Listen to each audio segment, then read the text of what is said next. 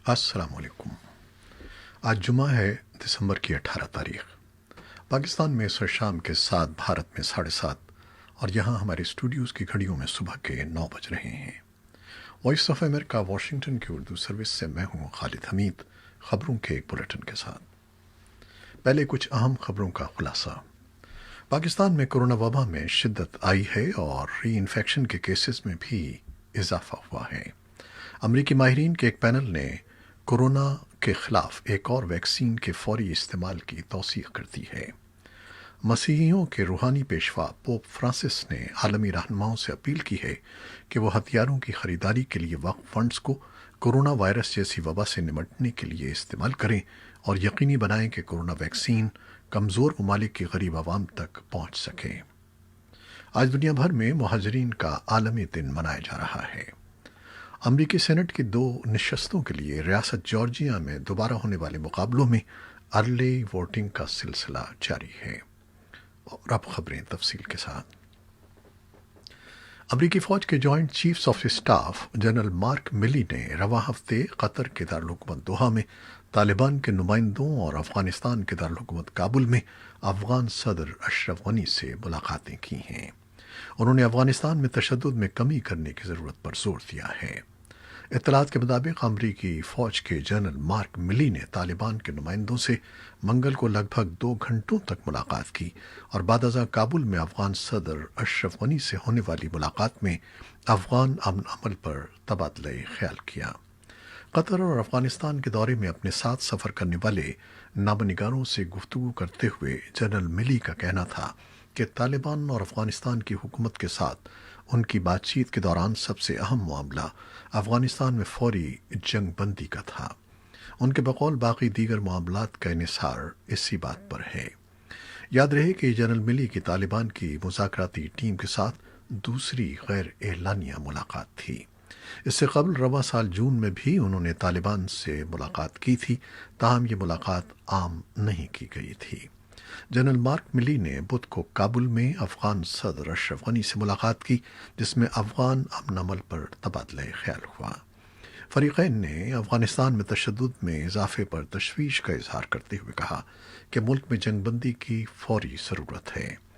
अफगान सदारती महल के एक बयान के मुताबिक इस मौके पर अमरीकी फ़ौज के सरबराह ने सदर अशरफ गनी को यकीन दहानी कराई कि अमरीका अफगान डिफेंस और सिक्योरिटी फोर्सेस की हिमायत जारी रखेगा। दूसरी जानिब इस बात का इम्कान जाहिर किया जा रहा है कि पाकिस्तान के दौरे पर आया हुआ अफगान तालिबान वफ्द मुल्ला अब्दुल गनी बिरादर की क़यादत में पाकिस्तान के वज़ीर आज़म इमरान खान से मुलाकात करने वाला था, ताहम अभी तक इस मुलाकात के बारे में पाकिस्तानी हुक्काम की तरफ से कोई बाज़ाब्ता बयान सामने नहीं आया है। अफगानिस्तान के लिए अक़वाम मुत्तहिदा के सेक्रेटरी जनरल के खुसूसी नुमाइंदा डेब्रा लियोन्स ने सलामती कौंसिल को बताया है कि अफगानिस्तान में जारी पुरतशद्दुद हमलों से न सिर्फ ये कि अफगानिस्तान के अमन अमल को नुकसान पहुँच रहा है, बल्कि उनके असरात पूरे खित्ते पर पड़ रहे हैं। उन्होंने एक बयान में कहा कि अक्टूबर और नवंबर के दौरान IEDs के ज़रिए गुज़श्ता साल की इसी मुद्दत के मुकाबले में शहरियों की 60% ज़्यादा हलाकतें हुई हैं। उनका कहना था कि सन 2020 की आखिरी तिमाही के दौरान बच्चों की होने वाली हलाकतों में 25% इजाफा हुआ है, जबकि स्कूलों पर होने वाले हमलों में भी 4 गुना इजाफा हुआ है। डेब्रा लियोन्स का कहना था कि यह साल अफगानिस्तान के सहाफ़ियों के लिए भी इंतहाई गैर महफूज रहा है। 6 सहाफ़ी ज़िंदगी की बाजी हार गए और उन्हें हलाक करने वालों के खिलाफ कोई कार्रवाई नहीं की गई। इसके अलावा इंसानी हकूक़ के 11 फ़ाल कारकुनों को भी हलाक किया गया और मुतादिद दीगर कारकुनों को ज़ख्मी कर दिया गया। दुनिया भर में आज मुहाजिरीन का आलमी दिन मनाया जा रहा है। पाकिस्तान दुनिया में मुहाजिरीन की मेज़बानी करने वाला दूसरा बड़ा मुल्क समझा जाता है, जहाँ अक़वाम मुत्तहिदा के आदाद व शुमार के मुताबिक अब भी 14 लाख रजिस्टर्ड अफ़गान मुहाजिरीन आबाद हैं। लेकिन इन मुहाजिरीन में बांग्लादेश, बर्मा, भारतीय रियासत गुजरात और ईरान से आए हुए उन पनाह गुज़ीनों को शामिल नहीं किया जाता जो कई दहाइयों से यहाँ रिहाइश पजीर तो हैं, लेकिन उनके पास कोई शनाख्ती दस्तावेज़ नहीं है। ایسے افراد کو میزبان پاکستان سمیت کوئی ملک اپنا شہری ماننے کو تیار نہیں ہے، جس سے ان لوگوں کے لیے روزگار، تعلیم، صحت اور دیگر بنیادی انسانی حقوق کے مسائل بڑھتے جا رہے ہیں۔ امریکی ماہرین کے ایک پینل نے کورونا کے خلاف ایک اور ویکسین کی فوری طور پر استعمال کی توثیق کر دی ہے۔ یہ منظوری جمعرات کو دی گئی۔ اس طرح اب امریکہ میں کورونا سے بچاؤ کے لیے 2 ویکسینز استعمال کی جا سکیں گی۔ امریکہ میں خوراک و ادویات کے نگراں ادارے food and drug regulation agency FDA کے غیر جانبدار ماہرین کی کمیٹی نے 7 گھنٹے کے غور و خوض کے بعد ووٹ دیا اور امریکی دواساز کمپنی ماڈرنا کے تیار کردہ ویکسین کے استعمال کی سفارش کی۔ امریکہ میں دواساز کمپنی فائزر کی تیار کردہ ویکسین کا استعمال جاری ہے۔ FDA کے کمشنر اسٹیفن ہان نے جمعرات کو بتایا کہ ادارہ جلد از جلد ماڈرنا کی اس ویکسین کے استعمال کی اجازت دے دے گا۔ یہ خبر ایسے وقت میں آئی ہے جب امریکہ میں کورونا کی عالمی وبا کے سبب ہلاکتوں کی تعداد جان ہاپکنز یونیورسٹی کے کورونا وائرس ریسورس سینٹر کے مطابق 3,10,000 تک پہنچ چکی ہے، جبکہ اب تک 1,70,00,000 سے زائد کیس رپورٹ ہو چکے ہیں۔ امریکی کانگریس میں کووڈ-19 کے $10 کھرب کے امدادی پیکج کی منظوری کا معاملہ آخری چند رکاوٹوں سے گزر رہا ہے۔ توقع ہے کہ ان رکاوٹوں کو دور کرنے کے لیے کانگریس کا ورچوئل اجلاس اختتام ہفتہ کی تعطیلات کے دوران بھی جاری رہے گا۔ کانگریس کے کلیدی رکن نے خبردار کیا ہے کہ اس ہفتے کے آخر میں حکومت کا کام بند ہونے کو خارج از امکان قرار نہیں دیا جا سکتا۔ تاہم تمام فریقین نے امید ظاہر کی ہے کہ مذکورہ رکاوٹیں اس امدادی پیکج کی منظوری پر اثر انداز نہیں ہوں گی۔ چین کے شہر ووہان کے شہریوں کا کہنا ہے کہ وہ چاہتے ہیں کہ عالمی ادارے صحت کے مبصرین شہر کے مرکز کا دورہ کریں تاکہ یہ پتہ لگایا جا سکے کہ دنیا بھر میں پھیلنے والا کورونا وائرس یہاں سے نہیں پھوٹا ہے۔ عالمی ادارے صحت نے جمعرات کو کہا کہ عالمی مبصرین کی ایک ٹیم اگلے سال جنوری میں چین کا دورہ کرے گی۔ یاد رہے کہ دنیا بھر میں پھیلنے والی کورونا وائرس کی وبا تقریباً 1 سال قبل چین کے شہر ووہان سے پھیلی تھی۔ جاپان کے دارالحکومت ٹوکیو کے حکام نے کہا ہے کہ شہر میں جمعرات کو کورونا وائرس کے ریکارڈ 822 کیسز رپورٹ کیے گئے ہیں اور کورونا وائرس سے متاثرہ افراد میں ہونے والے اضافے کی وجہ سے شہر کے طبی نظام پر بوجھ بڑھتا جا رہا ہے۔ محکمہ صحت کے حکام کے مطابق کورونا وائرس سے متاثرہ مریضوں کا علاج ہسپتالوں میں معمول کے دیگر مریضوں کے ساتھ مشکل ہوتا جا رہا ہے اور بستروں کی گنجائش بھی کم پڑ رہی ہے۔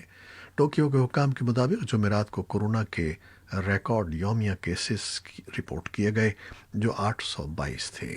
اس سے قبل ریکارڈ یومیہ کیسز کی تعداد 678 تھی۔ مسیحیوں کے روحانی پیشوا پوپ فرانسس نے عالمی رہنماؤں سے اپیل کی ہے کہ وہ ہتھیاروں کی خریداری کے لیے وقف فنڈز کو کورونا وائرس جیسی وبا سے نمٹنے کے لیے استعمال کریں اور یقینی بنائیں کہ کورونا ویکسین کمزور ممالک کی غریب عوام تک پہنچ سکے۔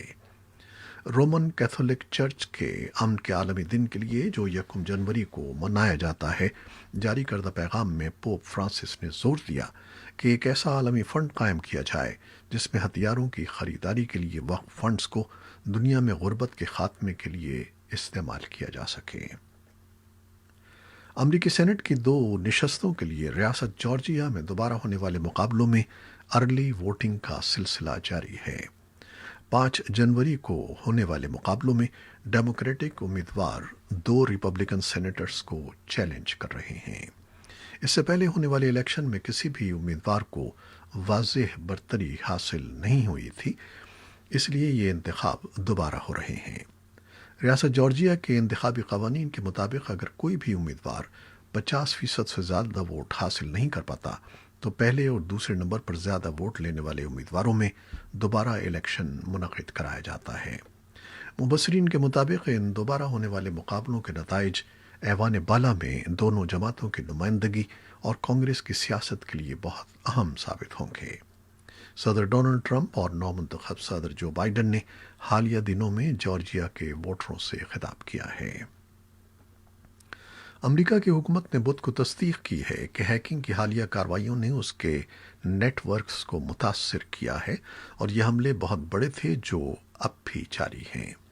جمعرات کو صدر ڈونلڈ ٹرمپ کی انتظامیہ اور منتخب صدر جو بائیڈن دونوں نے اس پر تشویش کا اظہار کیا۔ حکام کا خیال ہے کہ اس میں روس ملوث ہے۔